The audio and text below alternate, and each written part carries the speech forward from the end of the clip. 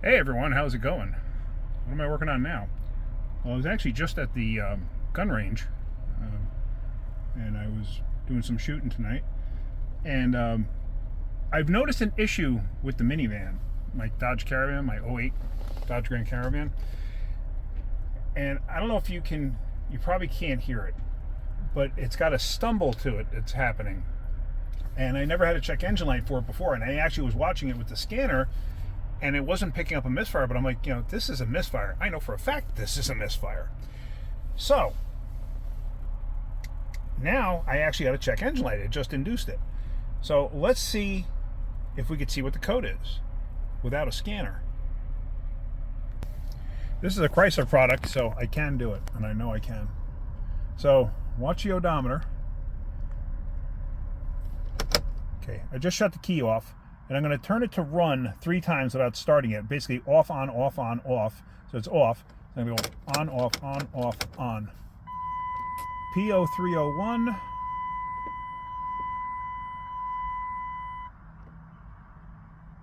And done. Okay. And change oil. I forgot to reset it. I did change oil. Anyway, so I can actually hear it. Sorry about the chime. I can actually hear the misfire. But let me show you what I am talking about. Can you hear it? Can you hear the noise? The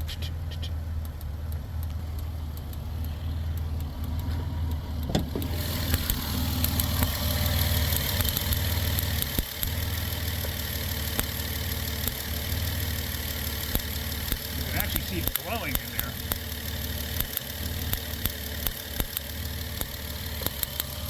Let me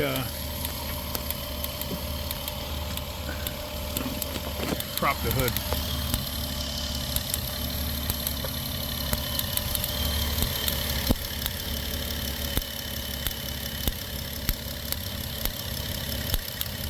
That's pretty good.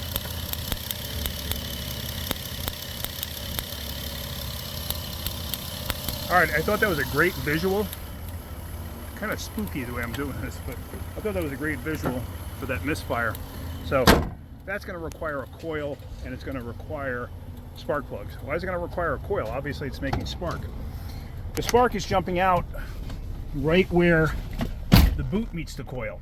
So with the boot meeting the coil right there, that means the spark is traveling from the tip, say my fingernail is the tip, and down where my knuckle is from my middle finger here, that's where the boot stops. So basically it's traveling from my fingertip, my fingernail, all the way down to that knuckle right there before escaping.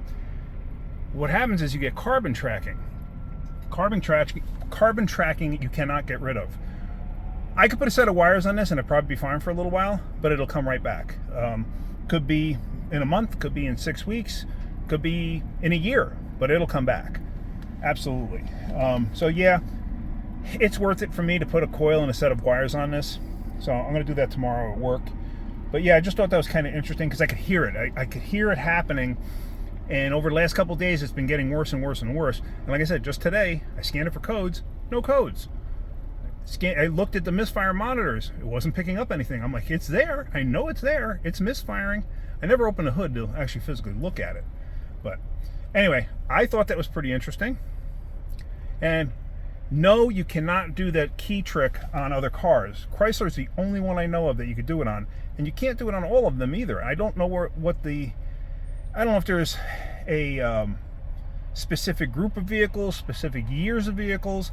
I remember being able to do this back in, back in 96 when, 96, 95, 96 Dodge Neons when they first came out. You could actually do that cycle the key, and I learned that from somebody, I don't remember who, but I was just like, wow, that's a neat trick, and I've been trying it on Chryslers ever since. If you got a push button, no, you ain't doing it. It doesn't work that way. So anyway, all right, I just thought that was interesting. I know I'm rambling. Triangle Shooting Academy, that's where I go.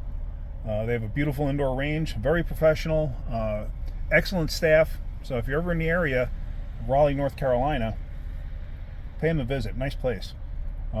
Anyway, that's about it. All right, guys. Hope you got something out of this video. If you did, hit that like button. If you could, please subscribe. All right, have a great day. Keep wrenching.